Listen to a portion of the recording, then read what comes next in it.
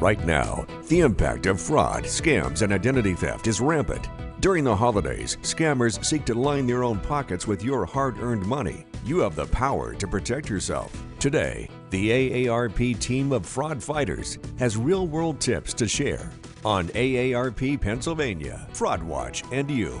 Sponsored by AARP Pennsylvania. Good afternoon, I'm Deborah Pinkerton. Thanks for joining us. Over the next half hour, we will talk about scams and how to protect yourself and your family this holiday season. The impact of fraud, scams, and identity theft is rampant.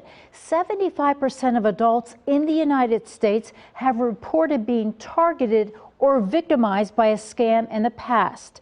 During the holidays, scammers seek to line their own pockets with your hard-earned money. You have the power to protect yourself.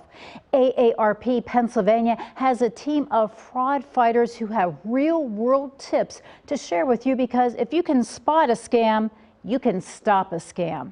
Over the past week, we have had viewers send in questions. David Kalinowski will answer these questions, and if you have questions at home, you can send them in during the show. The holiday season means a time of giving for many. Scam artists see it differently. They see it as an opportunity to take. Kayla Schmidt reports. It's another year of a COVID Christmas, and with all the twists and turns, mandates and masking, one thing that a virus doesn't scare away is a scam. You're right. And that's why education is so very important. Education on why, if this happens to you, to know what to do and to know it's not your fault. There's often folks that say, how could somebody be so stupid to fall for this? Well, when you're caught up in the emotion of it, anybody can do it. And emotions, that is something the holiday season knows how to cook up. And scammers, well, they'll eat it up. They're very good at getting you in a heightened emotional state, and it's even super concentrated during the holiday season, where the rush to buy a product or something else is high. It's an ideal proving ground for scammers. AARP says scammers also know who to target and how to get away with it. There's often shame in all of this, shame to the individual so that they won't even share it with family members, and therefore it goes unreported and underreported. We want to change the narrative on victimization. So how do you separate your wallet from your feelings and not become one of the 76% of people AARP says were targeted by scammers? Volunteer Mary Bach says, watch for the red flags. One real red flag that came up in our survey was that 65% of people surveyed said that they use debit cards for purchases, and that's something that we discourage. Thank you, Kayla. Joining us is Mary Bach, volunteer chair with AARP Consumer Issues Task Force. Thanks for being with us. We're here to talk about ways to keep you safe during the holiday season. And it's really important to know that these resources that we're going to be talking about today are free from AARP, and you do not need to be a member. So why don't we just get right into it? Let's talk about holiday scams. Why are they popular this time of year? Well, Deborah, we're all stressed out. People are busy working. They have all of their family responsibilities. And then the holidays come on top of all of that. And we have a tendency to lose sight of some of the common sense that we might have under other circumstances, and we get caught up in the emotions of the moment. It is certainly an emotional time when you have a family and so much going on. Why don't we talk about some of the common scams that seem to surface during the holidays? Well, many of them are about online shopping. We know that about 3 out of every 5 people are doing online shopping during the holiday season. The pandemic has certainly caused an uptick in that. And as a result, the scammers look at the calendar, they know we're on the internet, and so they are trying to scam us if they think they can get any of our money. And what makes this holiday so different from a shopping perspective? Well, the pandemic has definitely changed a lot of things in our lives, including our shopping habits. And now, in addition to all of those issues, We're hearing on the news about supply chain issues. We're going to the store to find empty shelves. We're concerned about getting the special toy that our children or grandchildren might want. And so we've got a lot of things playing into a different shopping season. Now, AARP recently did a study on holiday scams. What is some of that information and what can we take away from that?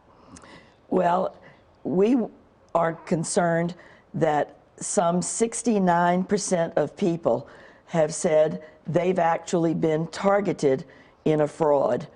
And now that could mean just getting terrible phone calls, or it also could mean, and actually I said the wrong number, it was 76% of people that have been targeted in scams, and it could be a phone call, not necessarily that they lost money. But we also know that a lot of people are buying gift cards during the holidays. Some 69% of Pennsylvanians have said they'll purchase gift cards, and 63% of those will be off of a store rack in a big box store or a grocery store.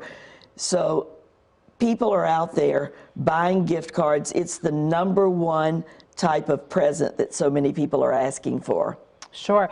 And of course, everyone is looking for a great deal. How do we know when it's really a red flag? And you have your red flag. I do have a red flag. If you see something online that is 50% off or more, you really should do your due diligence, do your homework to check it out. Because if you order that item thinking you're getting an impossibly good deal, you may in fact be getting a substandard product, even a counterfeit product, or maybe you won't get anything at all. And you will have given your credit card number, which means the scammer can steal your identity. Yeah, and that is so scary. Now, talk to us about a possible scam about a letter from Santa. Tell me, how can you do that? This is almost sad because we know that children love Santa, and parents and grandparents want to keep the idea of Santa alive, and so as a result, getting a personalized letter from Santa is very special.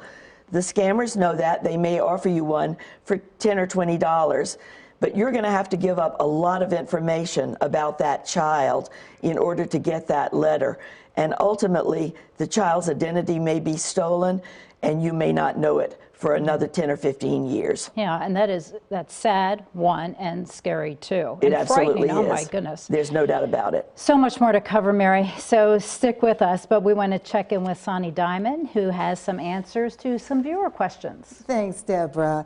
Joining us today is David Kalinowski, Associate State Director at AARP, Pennsylvania. Hello, David.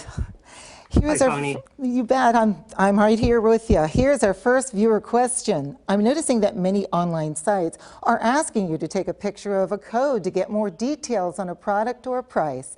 Is this safe practice? Well, many times yes, other times perhaps no. So engage your inner skeptic at all times. But what we're talking about here are QR codes, and QR stands for quick response. They've been around for over 25 years. Those are the quirky looking postage stamp size labels with those white squiggly lines. One of our writers at AARP actually refers to them, and I think this is a good way to remember it, as alien selfies. So during the pandemic, people want touchless transactions. You see a lot of these codes at restaurants, perhaps, where you're not touching the menu. Unfortunately, criminals also follow this and use those to commit cyber crime. So the advice I'd give here is that if that code looks suspicious, if it's off center, if it's taped onto the side of a dispenser, I'd be wary about it. If you receive an email from a friend, receive a text, or it's posted online, don't scan it with your camera. Instead, verify the source of that code. It's always good to double check. I know it takes longer to type it into an actual web browser, but type in the address rather than scanning the code. It's better to be safe than sorry. Well, this viewer asks, how can I make sure that I am donating to a legitimate charity this holiday season? Yes, so year end is when many charities raise a significant portion of their funds. And so, of course, scammers want in on the action. We say avoid charity scams by doing this begins with doing your homework. So research the charity before you give. We have a couple websites for you to use. Any one is just as good as the other. And those are give.org, charitywatch.org, and charitynavigator.org.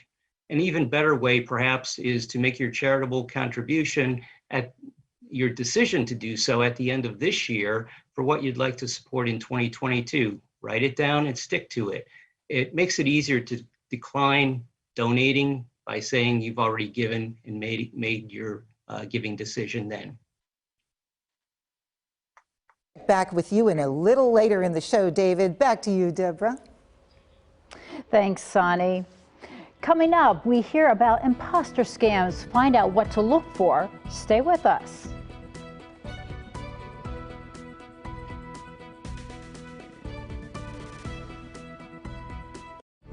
Talk to the fraud fighters. If you have questions, you can join the live web chat right now. Go to abc27.com/AARP FraudWatch.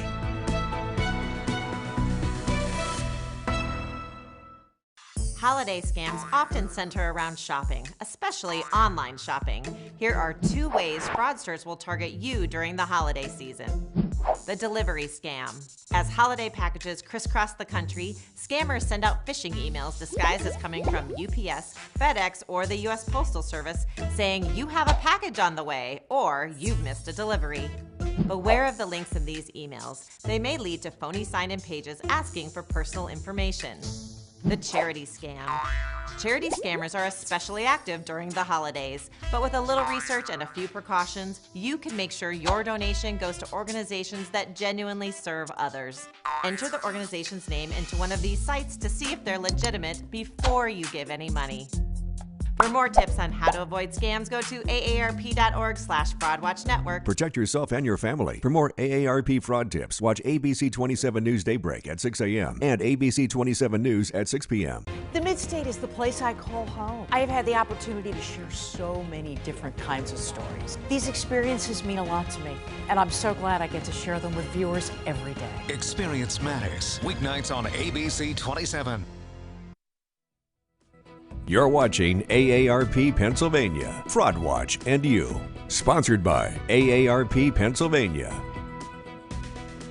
Welcome back. Joining us is Mary Bach, volunteer chair with AARP Consumer Issues Task Force. So we have more questions. This time we're going to be talking about imposter scams. What exactly are they and what types of imposter scams are out there?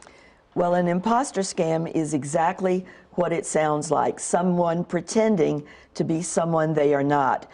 And we generally put them into 2 broad categories. There are the government imposter scams, when someone pretends to be a government agent or representative, like the IRS scam, the federal grant scam, the various agencies are represented, like the Social Security Administration. Then you have the other category of imposter scams, which is the business scams, like the retail scams, we call them the Amazon scams, or you might have romance scams or grandparent scams come under the personal category of business scams. And what about scams that happen during this time of year? Well, David has already mentioned the charity scams, which really do ramp up during this period. And we also see a lot more puppy scams during this period because everybody is interested in buying a pet for their child for Christmas. And so the puppy scams are rampant. Let's talk about some of the telephone calls that we get from electric companies or utility companies. I know I get them all the time. They say, yeah, we have a better deal for you. We can reduce your rate. They may offer you a lower rate. They may offer you a refund saying that you've overpaid your bill. But in order to get that refund, you have to give them your bank account number, or you have to give them a credit card number so they can credit your account. Those are real red flags. Another one is a call saying that they are going to cut off your service. No legitimate utility is going to call you cold saying that they are terminating you. They just don't do business that way. Now, what about scams that are related to the pandemic? Are they happening? Can you share one with us? Absolutely. We're hearing too many of those because there are shysters out there offering cures for COVID. They may be pills or topical ointments. They also offer you some type of sanitizing products, cleaning products at a too good to be price. Those are real red flag scams. We don't want anybody to be cheated in any of these pandemic scams. Okay, thank you, Mary. We will check back with you a little bit later. Now let's check in with Sonny Diamond to see what viewer questions have come in. Sonny. Thanks, Deborah. Here to answer more viewer questions is David Kalinowski. Hi, David. This viewer asks, what are some tips to prevent me from getting my identity stolen? So first, don't carry what you don't need in your wallet or in your purse. It shouldn't contain your life story. Carrying blank checks is never a really good idea. Same with bank deposit slips. Leave them at home. And as far as Social Security, Medicare, and insurance cards, only take them when they're needed. Many of us carry store department cards, credit cards around. Take only the ones you plan to use on your trip, even if you have to empty out your wallet or purse every trip that you take. And pick the right plastic. By that I mean use credit cards, not debit cards. So if some fraudulent charge is made to your card, you're protected with a credit card, not so much with a debit card. It may take up to 3 months, in fact, for a bank that issues a debit card to return your money back to your account. And again, you're out of your money. We also instruct people to buy a shredder and get a micro-cut shredder. Those micro-cut shredders turn paper and mail into confetti. And so we say confetti, not spaghetti. Spaghetti would occur if you're using a regular ribbon cut shredder. Go paperless for bills and bank statements. And finally, use a locking mailbox so only you can remove the mail after your mail carrier deposits it. Thank you, David. We will check back with you to answer some more viewer questions. Back to you, Deborah. Thank you, Sonny. And coming up, we will learn more about tech support scams and how to stay safe during this holiday season. Stay with us. We'll be right back.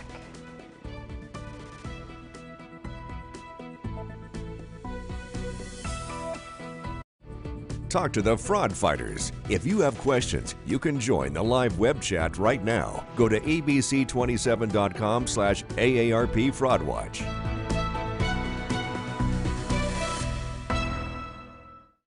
Amazon imposters are bombarding consumers with millions of robocalls, texts, and emails hoping to steal their money.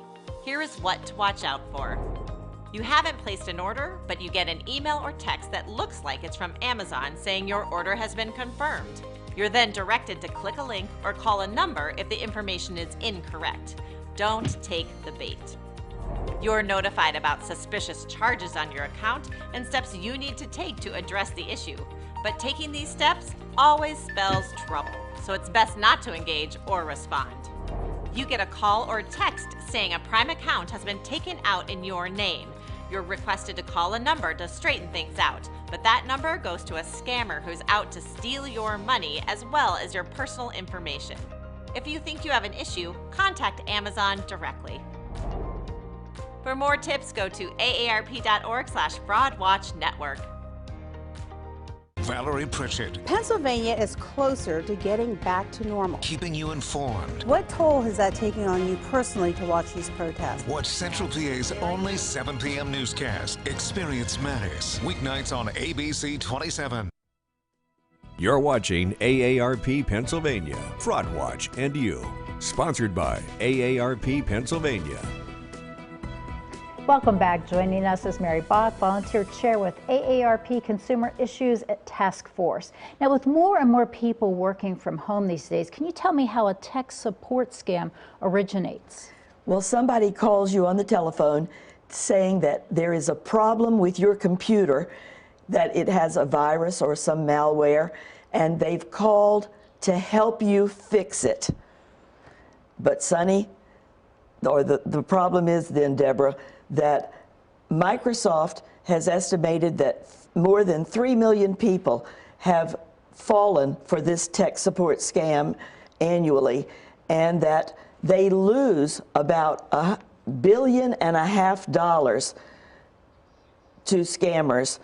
That's an average of some $450 per victim, and Microsoft actually says that they get about 10,000 complaints per month about this particular scam.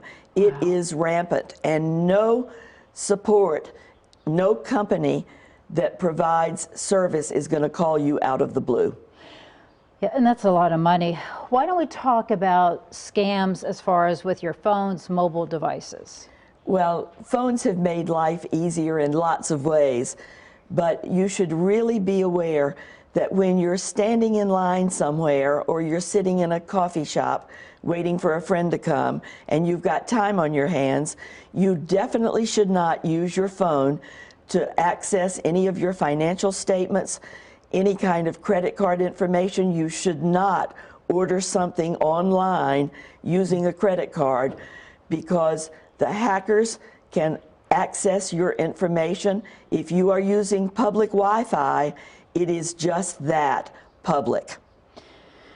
What should someone do if they suspect or they know that they have been exposed by a data breach?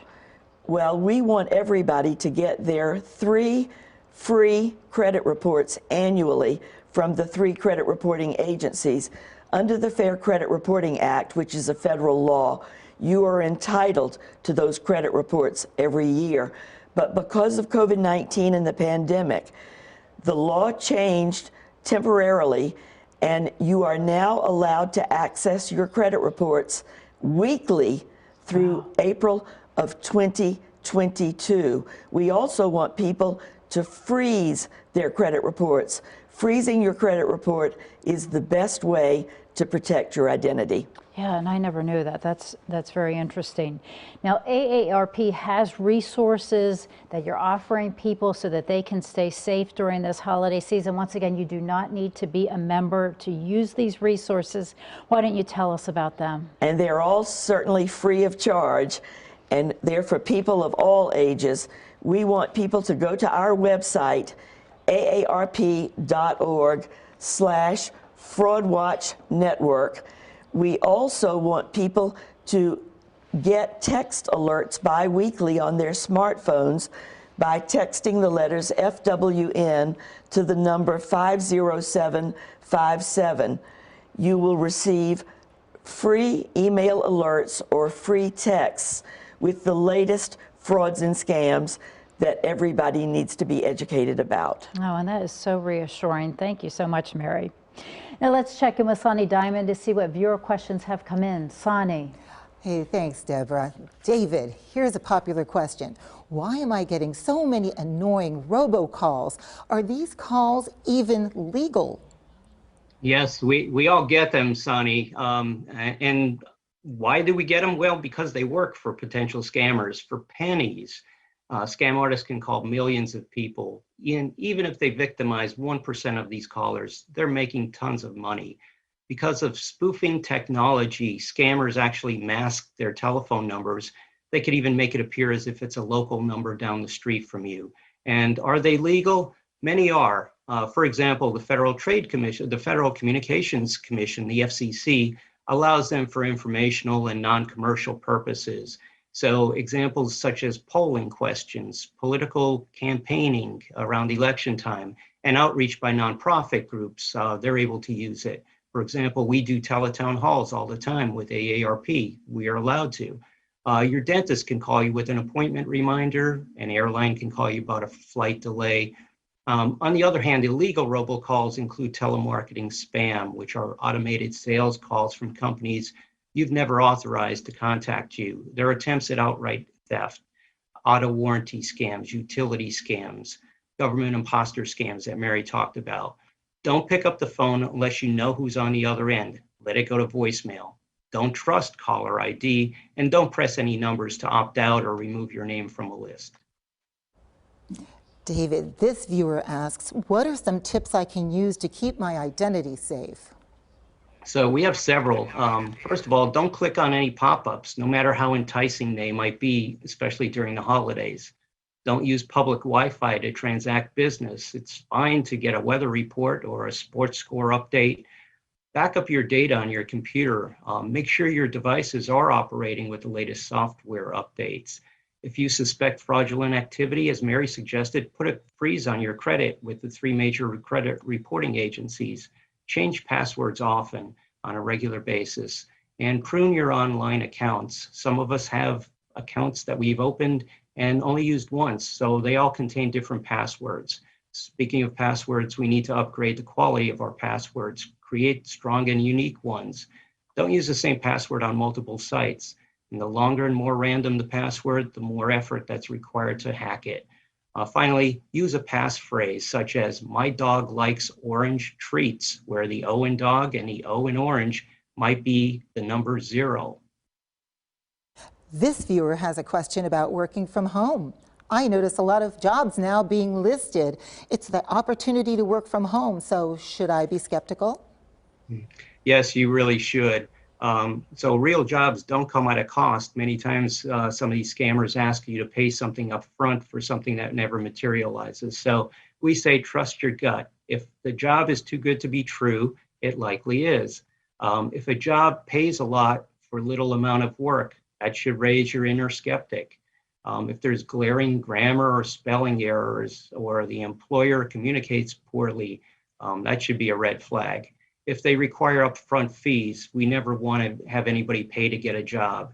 If somebody seems overly eager to hire you and hasn't done a reference check or no background check on your experience, be careful of certain keywords such as quick money, unlimited earning potential. So research the company. If there's little information on the internet about the company, that could be a warning sign. So 2 places to look: the Better Business Bureau and the Federal Trade Commission. They're great resources to report online job scams. Questions? Back to you, Deborah. Okay, thank you, Sonny. Mary, thank you so much for being with us. Lots of information about scams. What is your final message? If it sounds too good to be true, it probably is, and that's such good common sense information. Remember your inner red flags. Okay, thank you for all that information. And for more information, go to aarp.org/Fraud Watch Network or call the AARP Fraud Watch Network helpline at 1-877-908-3360 or text the letters FWN to 50757 to receive bi-weekly alerts from AARP Fraud Watch Network. We want to thank you for watching, and we want to hope you stay safe this holiday season.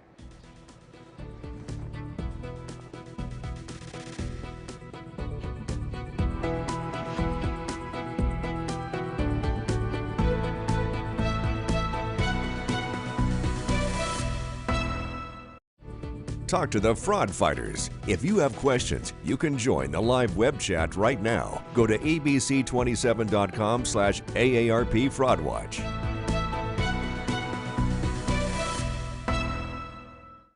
Tech support cons typically start in one of 2 ways: an unsolicited phone call or a pop-up warning on your computer or device. These scammers pretend to be connected with a brand name like Microsoft, Apple, or McAfee and say that there's a problem or virus on your computer that needs to be fixed. But those companies won't contact you out of the blue about your computer. The con artist will request remote access to your device in order to run phony diagnostic tests. Don't engage with this type of request. If you do, they will pretend to have found a virus that will damage your computer and pressure you to pay hundreds of dollars for repairs you don't need, asking for a credit card number or requesting payment by gift card or money transfer. Your best plan of action is to shut down your device and don't respond. If you think something may be wrong with your computer, turn to a company you trust and have it checked out. For more scam prevention tips, go to aarp.org/fraudwatchnetwork. Start